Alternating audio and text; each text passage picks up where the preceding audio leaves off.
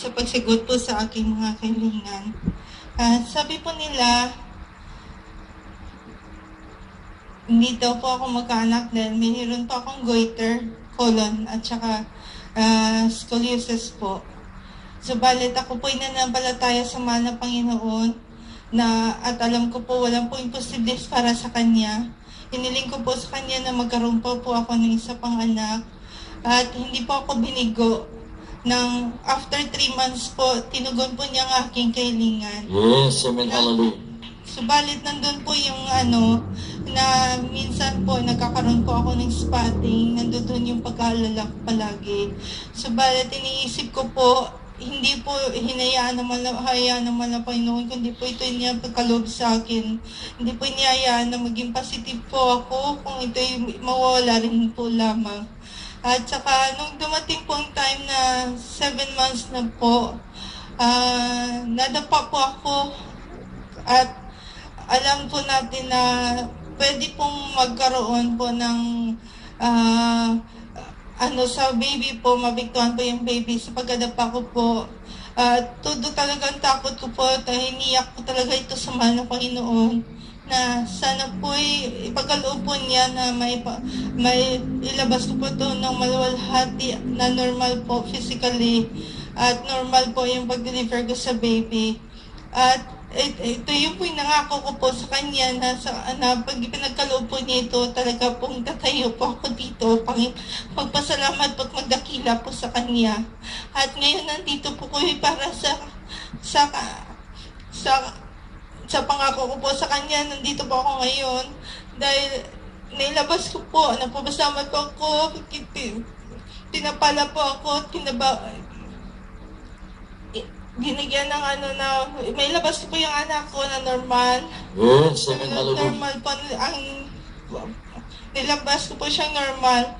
Dahil mula nung maliit po talaga ako, ayoko po talaga magpa-doktor, ayoko po dalhin ng hospital. Kaya po, ko talaga, nag-decision po ako na mga anak ko ako sa bahay. At kung sa hospital po ako ng anak, talaga pong cesarean po mangyayari dahil hirap na hirap po ako. May labas yung bata, then hindi po ako makapag-ire. Dahil sa tagal na po ng panahon na hindi po ako nakapanganak ulit dahil yung panganay ko po ay 14 years old na po. At saka yun sinasabi na mayroon po akong colon, mayroon po akong goiter. Sabi nila hindi na po ako magkaanak.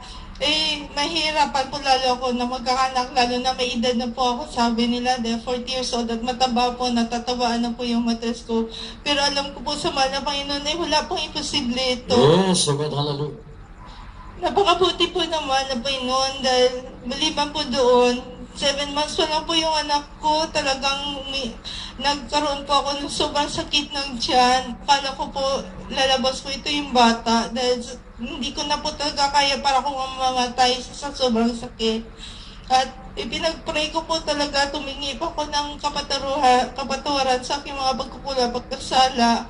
Ako po pinatulog at kinabukasan po ito nawala. At lagi po ako nag-aalala sa anak ko dahil lagi po ako naramdaman. Minsan parang hindi siya po gumagalaw.